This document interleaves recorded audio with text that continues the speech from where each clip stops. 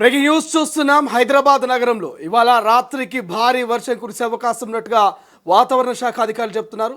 ఇప్పటికే నగర సిపి సజ్జనార్ కీలక ఆదేశాలు జారీ చేశారు. సో ఎవరైతే లోతట్టు ప్రాంతాల్లో ఉన్నటువంటి ప్రజలు ఎట్టి పరిస్థితుల్లో వర్షాల సమయంలో బయటికి రావద్దనేటువంటి ఒక సూచన చేస్తున్నారు. ఇప్పటికే ఇటు ఐటీ కారిడార్ అనేటువంటి మాదాపూరు, గచ్చిబౌలి అండ్ హైటెక్ సిటీ ఈ ప్రాంతాల్లో ఉద్యోగాలు చేసేటువంటి ఎవరైతే ఉన్నారో మీరు విడతల వారీగా ముందుగానే మీ ఇంట్లోకి వెళ్ళేటువంటి ప్రయత్నం చేయండి. సో అందరూ ఒకేసారి కనుక రోడ్ల మీదకి వస్తే ట్రాఫిక్ జామ్ అయి వర్షంలో ఇబ్బందులు పడక తప్పదంటూ కూడా హెచ్చరికలు జారీ చేస్తున్నటువంటి పరిస్థితి మనకు కనిపిస్తుంది. సో వర్షాల తీవ్రత ఎక్కువగా ఉండే ప్రాంతాల్లో ప్రజలు బయటికి వెళ్ళేటప్పుడు తగిన జాగ్రత్తలు పాటించాలని చెప్తా ఉన్నారు అధికారులు. లోతట్టు ప్రాంతాల ప్రజలు అప్రమత్తంగా ఉండాలంటూ అధికారులు తెలిపారు. అత్యవసర పనులుంటే తప్ప బయట తిరగవద్దంటూ ప్రజలకు సూచనలు జారీ చేశారు. ముఖ్యంగా హైదరాబాద్ నగరంలో నేడు సాయంత్రం లేదా రాత్రి వేళల్లో వర్షాలు పడే సూచనలు ఉన్నాయంటూ కూడా వాతావరణ శాఖ ముందు నుంచి చెప్పుకుంటూ వస్తుంది.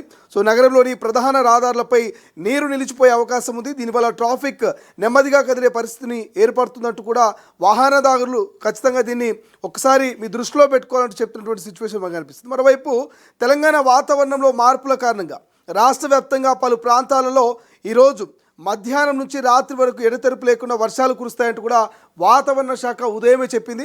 సో అన్నట్టుగానే మరి కొన్ని ప్రాంతాల్లో ఇటు కుక్కడపల్లి, మాదాపూరు ఇటువంటి ప్రాంతాల్లో, ఇటు షేర్లింగంపల్లి ఈ ప్రాంతాల్లో వర్షాలు కురుస్తూ ఉన్నాయి. ఓవరాల్గా తెలంగాణ వ్యాప్తంగా కూడా పలు జిల్లాల్లో వర్షాల ప్రభావం మనకు స్పష్టంగా కనిపిస్తున్నటువంటి సిచ్యువేషన్ మనం చూస్తూ ఉన్నాం. గత 1 వీక్ నుంచి కూడా తెలంగాణ వ్యాప్తంగా ఒక్కరోజు గ్యాప్ ఇచ్చినట్టుంది. ఎడతెరపు లేకుండానే వర్షాలు కురుస్తూ ఉన్నాయి. ఒక్కసారి వాతావరణానికి సంబంధించి అఫీషియల్ వెబ్సైట్లో మనము వెదర్ ఎలా ఉండబోతుందో వెదర్ ఫోర్కాస్ట్లో కూడా చూసేటువంటి ప్రయత్నం చేద్దాం. ఒకసారి మనం తొలి వెలుగు స్క్రీన్ దగ్గర చూస్తే వెదర్కి సంబంధించి ఒక్కసారి అప్డేట్ చూస్తే 24 గంటలు, 48 గంటలు, 72 గంటల వాతావరణ పరిస్థితి ఓవరాల్ తెలంగాణలో ఒకసారి కంపేర్ చేస్తే 24 గంటల్లో మనకు ఒకసారి ఇక్కడ మ్యాప్ చూసుకోవచ్చు. 24 గంటల్లో రానున్న 24 గంటల్లో ఇటు మెదకు, కామారెడ్డి, సంగారెడ్డి, వికారాబాదు, రంగారెడ్డి, మహబూబ్ నగర్, నల్గొండ అండ్ వనపర్తి, నాగర్ కర్నూల్ ఇట్లా కొన్ని జిల్లాల్లో భారీ వర్షాలు పడేటువంటి అవకాశం కనిపిస్తుంది. ప్రధానంగా ఖమ్మము, సూర్యాపేటలో అతి భారీ వర్షాలు కురిసేటువంటి అవకాశం 24 గంటలు కనిపిస్తుంది. సో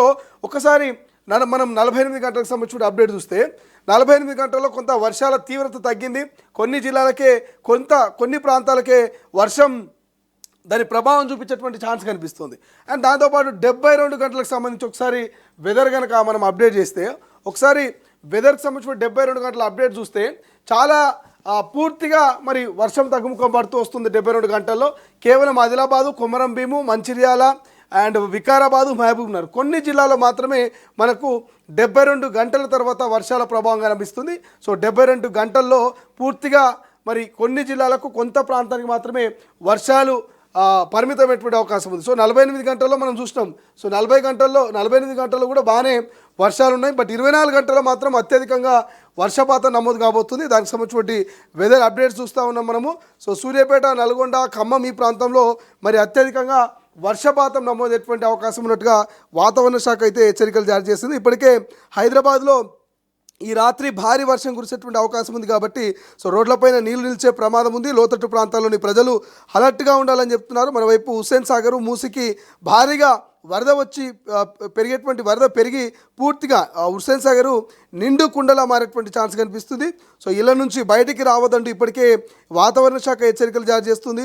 అండ్ దాంతోపాటు భారీ వర్షాలతో మరి హైడ్రా కావచ్చు, లేకపోతే ఇటు జిహెచ్ఎంసీ టీమ్స్ కావచ్చు, ఇవన్నీ కూడా రంగంలోకి దిగేటువంటి అవకాశం కనిపిస్తుంది. అండ్ హైదరాబాద్ ప్రజలకు ఇప్పటికే సిపి సజ్జనార్ కూడా కీలక సూచనలు చేశారు. పనులు పూర్తి చేసుకొని త్వరగా ఇళ్లకు వెళ్ళాలంటూ కూడా సజ్జనార్ చెప్తున్నటువంటి పరిస్థితి మనకు కనిపిస్తుంది. ఎందుకంటే గతంలో హైదరాబాద్లో వర్షాలు వస్తే ఎటువంటి ఇంపాక్ట్ ఉండదో అందరికీ తెలిసింది. వర్షాలతో చాలా ఇబ్బందులు ఎదుర్కొన్నటువంటి పరిస్థితి. ఎందుకంటే గంటల కొద్దీ ప్రయాణాలు చేసినటువంటి పరిస్థితి కూడా మనం చూస్తున్నాం. చాలా ఇబ్బందికరమైనటువంటి వాతావరణం ఉండే కాబట్టి సజ్జనారు ట్వీట్ పెట్టిండు. హైదరాబాద్ వాసులారా అప్రమత్తం, నగరంలో ఈరోజు రాత్రి వరకు భారీ వర్షాలు కురిసే అవకాశం ఉందంటూ వాతావరణ కేంద్రం హెచ్చరించింది. సో వాతావరణ కేంద్రం హెచ్చరించిన నేపథ్యంలో ప్రజలందరూ అత్యంత అప్రమత్తంగా ఉండాలి. అత్యవసర పరిస్థితి ఉంటే తప్ప అనవసర ప్రయాణాలు చేయవద్దు. ఇళ్ల నుంచి బయటకు రావద్దు. బయట ఉన్నవారు వర్ష తీవ్రత పెరిగేలోపే పనులను త్వరగా ముగించుకొని క్షేమంగా ఇళ్లలోకి చేరుకోండి. ముఖ్యంగా నీరు నిలిచిన రహదారులు, ముంపునకు గురయ్యే లోతట్టు ప్రాంతాల గుండా ప్రయాణాలు చేయడం అస్సలు సురక్షితం కాదు. వాహనదారులు డ్రైవింగ్ చేసేటప్పుడు వేగం తగ్గించి తగిన జాగ్రత్తలు తీసుకోవాలి. అత్యవసర సమయంలో అప్రమత్తంగా ఉంటూ అందరూ సురక్షితంగా ఇళ్లకు చేరుకోవాలంటూ మరి సిపి సజ్జనార్ చెప్తున్నటువంటి పరిస్థితి మనకు కనిపిస్తుంది. సో ఇట్లా అధికారులు అప్రమత్తం కావాలని చెప్తున్నారు, హెచ్చరికలు జారీ చేస్తున్నారు. ఎప్పటికప్పుడు సోషల్ మీడియా వేదికగా ట్వీట్లు పెడుతున్నారు.